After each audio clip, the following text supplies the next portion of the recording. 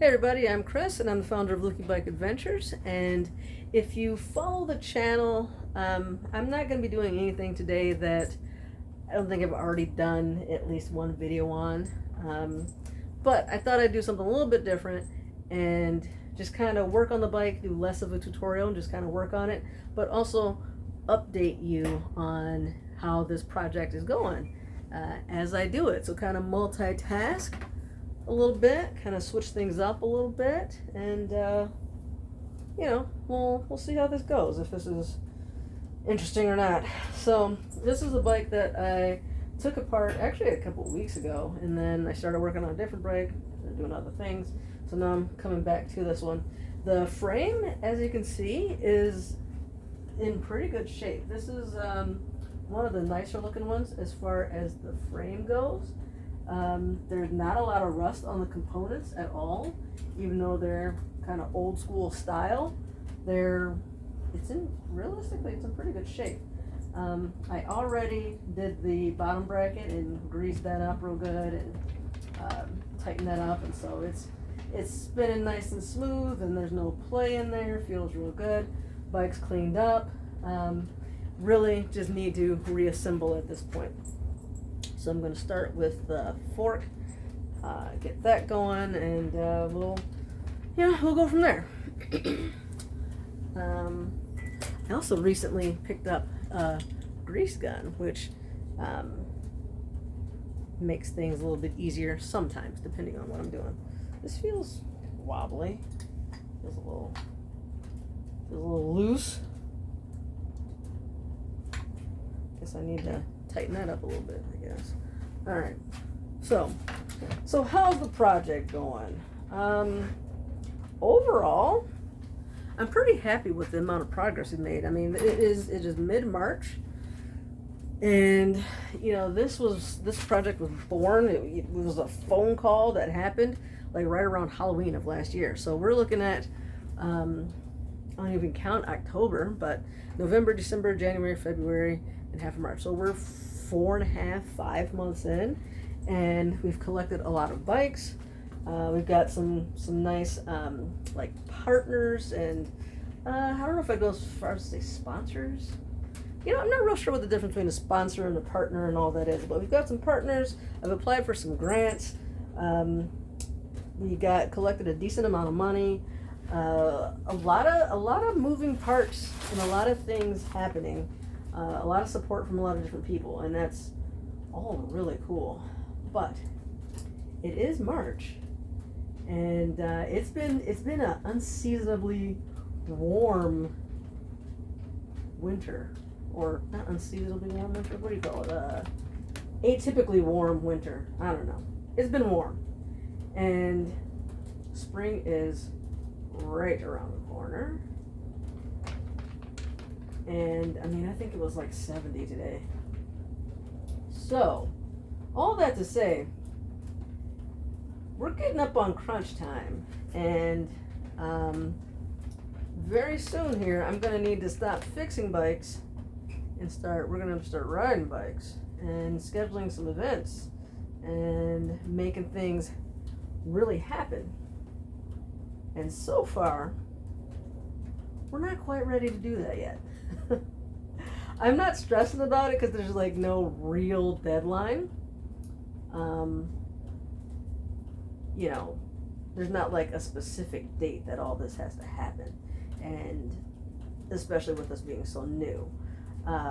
But I would very much like to be 100% operational by the time like school gets out, and so we can really take kids out riding and whatnot. So as long as we're like up and running before, I don't know, mid-June, late June, I'll be happy, I think. And so for right now, we have a lot of bikes. Not all of them are really well suited to mountain biking or even trail riding at all. And that's okay, because some of the bikes I do plan on donating to Downriver Foster Closet. They are a nonprofit that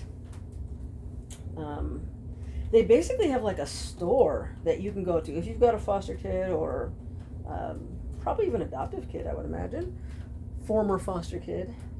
You can go there and basically get what you need to make those kids comfortable, make the kids, you know, a lot of times they may come to your house with virtually nothing, depending on how recently they've been removed and the circumstances. They can come to your house with just clothes that they have on their backs, which may not even be appropriate for the weather. And you may not have a car seat, you may not have a dresser, you may not have a bed, you may not have diapers, you may not have whatever. And a lot of times it does take time. You know, if you're a foster parent, you do get, they do give you a stipend, they do give you, you know, you can get food stamps and things like that, and that helps out. But that doesn't always happen immediately. And, you know, food stamps doesn't cover clothes, it doesn't cover diapers, it doesn't cover, you know, if it's winter and you need a coat, it doesn't cover any of those things. So, Downriver Foster Closet is run by a couple of foster moms. I think they're foster moms. If they're not still foster moms, or former foster moms, one of the two. And I don't know their exact story of how and when they started, but I found out about them a few years ago. And their operation has grown quite a bit. They've had a couple different locations, and it's gotten bigger. It's really nice. It really feels like a store. You know, it doesn't feel like you're, you know, going in and begging for stuff. It feels like you're just going shopping, and they're really nice and helpful and just these really sweet people. And so every year they have a, what do you call it? A bike drive, I guess you could say, or a bike giveaway. And last year it was really fun.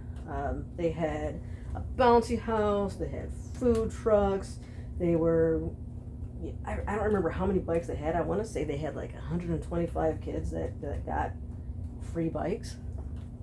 And they could also, I think they were also giving away just like regular toys as well. I remember seeing like frisbees and soccer balls and all sorts of that stuff like that. And so it was pretty cool, and it was a nice event. And so I want to participate in that again. And as I recall, people donated the bikes. They were able to get some from donations, like they were able to buy bikes that they needed. A lot of the bikes people donated. Some of them were new, some of them were used, you know, whatever. I think they were mostly new, actually. It seemed like the majority of them, which was cool. But if I recall, they got a lot of bikes for little kids, but there's also teenagers and also just big kids who are in foster care. And I don't think they got enough bikes for bigger kids. And so I've got a number of bikes here that are for bigger kids. And they're for bigger kids, but they're not really great for mountain biking. So I think they'll be perfect to donate to that organization for that purpose. And so those bikes, I haven't started fixing up yet, because I don't think they do their giveaway until, I can't remember when it was last year, but I've definitely got time. Like it was full on summer, I believe, last year. When they did that. And I have been talking to them. I don't remember them giving me a date. I don't think they have a date yet, so I've got time. And those bikes that I have for that particular purpose, they're actually not in terrible shape for the most part. So hopefully it won't take much to get them going. So that's that. What's some other things? And then the other part is, so we got the bikes for that, and the other thing is transportation is actually the big, I shouldn't say big, but one of the hurdles that I'm trying to figure out. You know, the options are I can try to rent a truck of some sort, U-Haul and budget and things like that. They have rentals for, I was surprised, it was like actually really reasonably priced. And I may very well do that. That might be the route that I go. Alternatively, and what I would prefer is not to rent, because I'll most likely be paying out of pocket for that, just because we have not raised quite enough money to cover that type of expense. That would probably be, I don't know, maybe even a couple $1,000s over the course of the summer, depending on how many events we do. I'm hoping to do one a week. I'm still working out a partnership with American Indian Health and Family Services. They've got a youth program that it's a really good youth program, and they do fun stuff, a lot of cultural stuff with the kids all summer long, all year round. They take a couple weeks off here and there, like at the season changes, like end of the school year, beginning of the school year, holiday, so they do kind of standard breaks like that. But they have the kids pretty much year round they take them to various trips. Like I said, they do a lot of cultural stuff. They teach them some life skills. They forgot to put that on. A lot of really cool things like that. And so I'm working on a partnership with them, and I'd like to take them out once a week for their summer program, as their kind of like their outdoor exercise thing.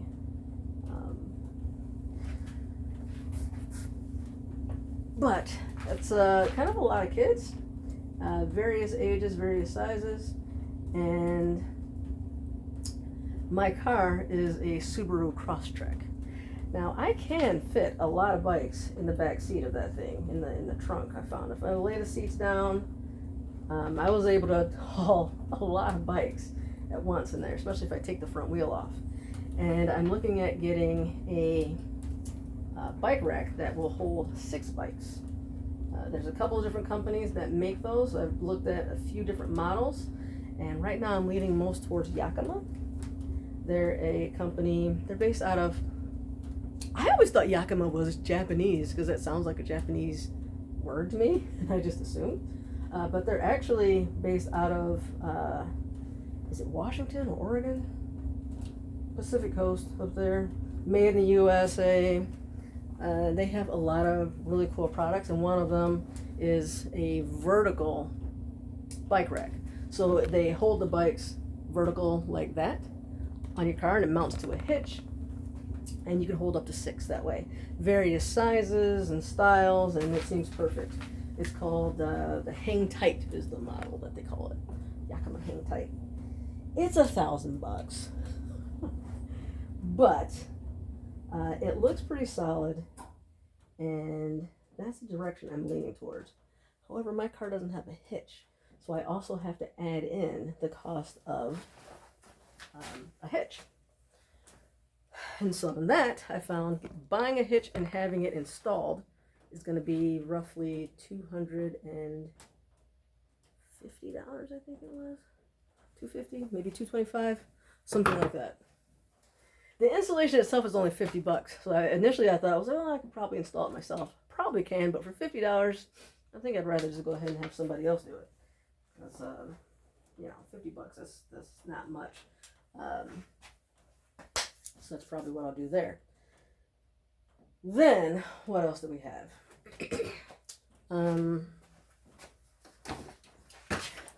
So then I need to transport the bikes. So that'll give me 6 bikes on the back. And then if I fold down the seats, I could probably fit like another, especially if we're talking smaller kids' bikes, I could probably fit like another 6. And then there's the roof. However, the roof is probably where I'll end up storing and carrying all the helmets, because I'm going to need as many bikes as there are. I'm going to need at least as many helmets. And so I've got this big bag here this Ridgeline. We're just testing this out today to see how many helmets will fit in this bag. And this is a giant bag. It's a 120 liter. Sorry, Right Line. I always call it Ridgeline. Right Line gear bag. And I've had this for a few years. It actually is supposed to be weatherproof and be able to put it on the roof of your car like a cargo carrier type of deal. I've only used it in that way maybe once or twice. Mostly I just use it for like toting things around, and I keep it in my trunk with like emergency supplies and camping gear and, you know, that sort of thing. But I found I can fit, I think, 14 helmets in that, and I've got 2 of them, and they both will fit side by side on the roof. So I can fit 14 helmets times 2, so it's 28. And there was actually quite a bit of space in there too, so I can also fit in, I don't know, first aid kits and, you know, snacks, extra inner tubes, you know, whatever. I should be able to fit all that in there. So the roof will carry all that stuff. The car, I can be able to carry maybe 12 bikes. That might be enough. Depending on the size of the youth group, you know, 12, maybe 14 bikes. You can cram in there. If necessary, I might even be able to get one up on the roof, perhaps. So I'm thinking that might maybe be enough. And worst case scenario, I can either do 2 trips, which would be kind of annoying, but I could do it, or we can split the kids up into groups. I'll do like group A goes and rides, while maybe group B is having a little picnic or something like that, and then we switch it out. And so then I would only need 12 to 14 bikes, and that will cover 25 kids.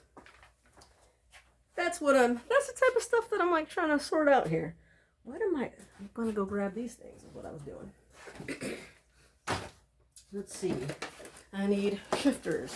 And that's fun. I got a big thing of shifters and parts and whatnot. So what do we have here? This is 3 by... Where's the back wheel for this? I don't know.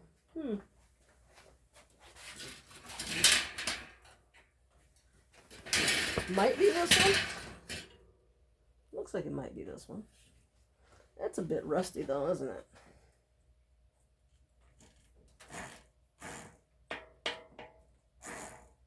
You know what? I think maybe that's why I set this bike aside. That might be the reason why. Was we had some rust there. Yeah,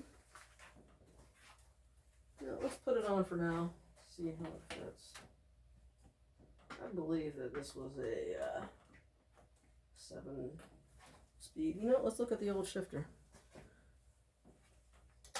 Here's the old shifters that I'm replacing. Is this okay, it's a 6-speed actually.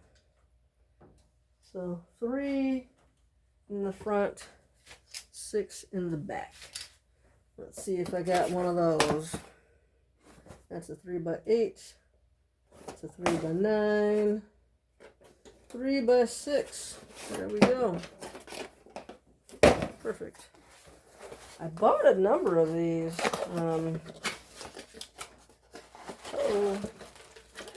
At some point I'm going to run out, but not today. Let's see. So what other issues we have? Helmets. That was less of an issue. So I found a company called Helmets Are Us.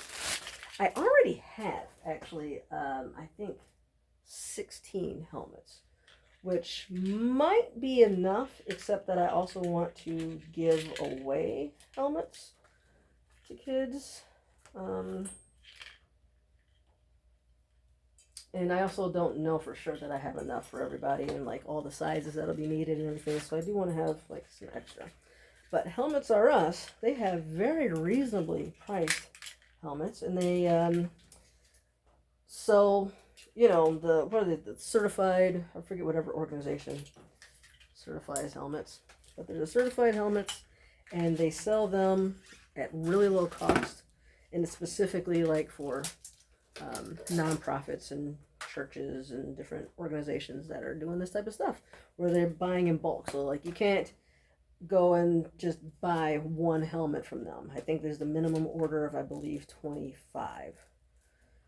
And so that's my plan, is to pick up some of those guys. Probably, I'm thinking I'll probably order, I'm not sure how many. They come in 3 different sizes. Probably maybe 10 of each size, perhaps. Maybe 20 of each size. Maybe 20 of each size. That might be good. Might be overkill, but they are very reasonably priced. So I don't feel bad at all about spending some money on those bad boys. Put that on here.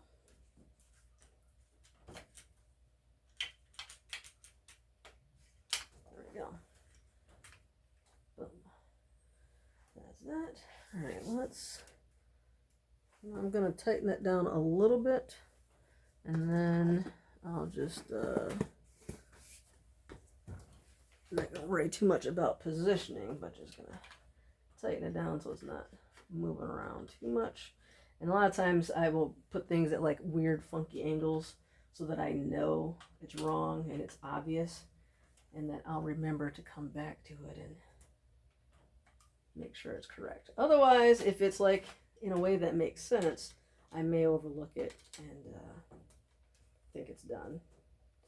But doing it this way, have it all cockeyed like that, I'm not gonna forget to come back to that, because I can very much immediately see that that's wrong. All right, let's get some cable here. Shifter cable, or housing, I guess. Shifter housing, brake housing. I guess I'll do the dryer housing first. So I'll just start right here. Alright, so that's, what did I talk about so far? So that's the helmet situation. Gonna get those ordered. We do have enough money to get those, so that's nice. Don't have to worry about that. At least not at the moment. Let's see, which way does this go? Looks like it comes down this way. Come through there. Down here.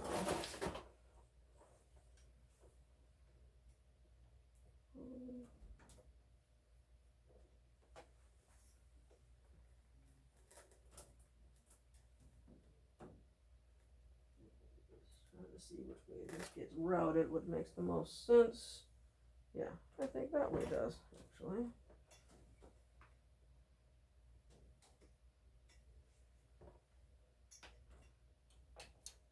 I kind of like for things to go.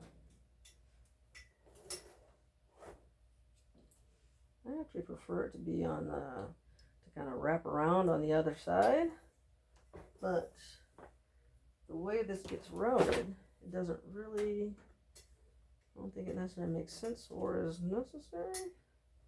I might anyway, because I can. My choice. I can do whatever I want. Let's see if I go.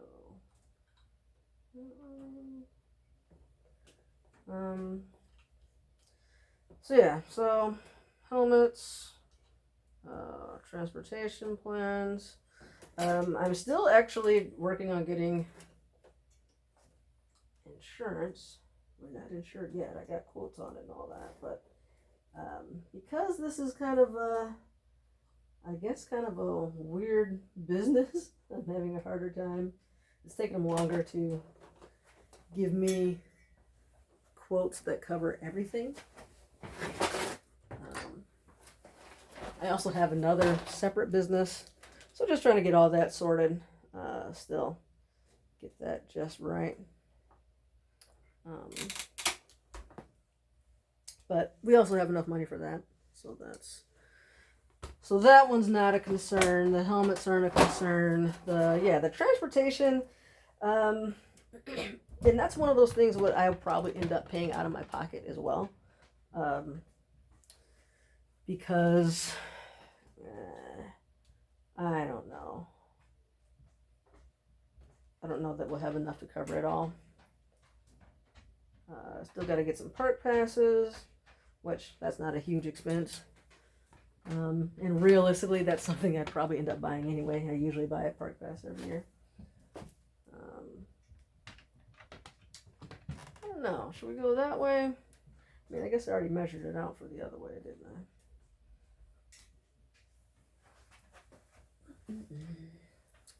You know, this is we're at 25 minutes, and I think I covered everything that I've been working on and thinking about. So yeah, we just need to start scheduling the events, trying to build more partnerships, buy more of the stuff that we need, figure out how I'm going to get these bikes all transported back and forth, and finish fixing all these guys. These are the ones right over here. Those are already done. There's a couple more that are done over there.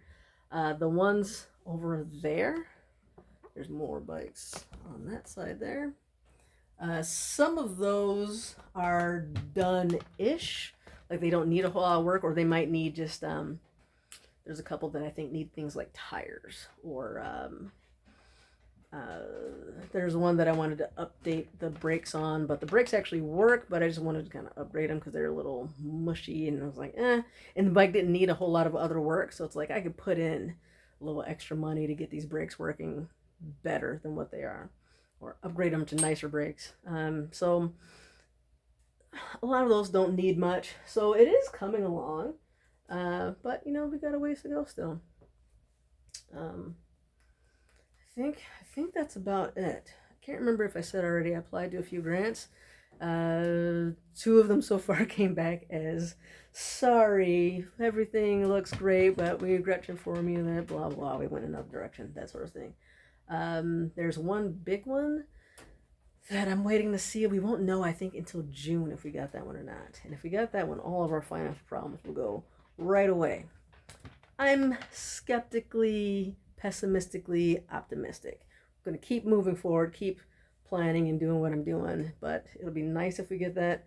I'm still planning on things, doing what I can with what I got without it, you know. What else? I think that's about it. Pretty soon, I need to start riding. Normally, I do feel a little bit of pressure of like, oh man, I got to be on my ball. If I'm going to be leading rides, I need to, like, you know, really get to know these trails and plan some routes and make sure I'm fit enough to do it, which I'm not too worried about that, but typically I ease into the bike season. Like we just go on short little bike rides in the beginning and then kind of gradually go longer and longer. And it's usually midsummer by the time I'm like doing longer, bigger bike rides. So I'm going to have to speed that process up and kind of less ease into it and more just dive in, I guess. So that'll be, you know, I feel a little bit of pressure on that side of things. But things are coming, and it's exciting and a little nerve-wracking and a little stressful and a little fun and all those things. So links down below. As always, check us out on Facebook and Instagram and the website, all the updates there. Please like and subscribe. Oh man, the channel is doing great. The YouTube channel, it's considering the fact that I don't promote it at all, really. I just kind of post the videos and go on about my day. It's coming along great. So I'm really pleased with that. Thank you everybody who's been watching and sharing, and or if you're just somehow stumbling upon them, whatever the case may be, thanks. It's that's really cool. I'm not on Instagram hardly ever, so I have no idea what that one's doing. I kind of randomly post a video here and there, or not video, photo or whatever. I have no idea how that one's doing. I probably should get on that a little bit more. But you know, check us out on Instagram if that's what your preferred social media site is. All right, this is quite long enough. Thanks for watching. See you guys in the next video.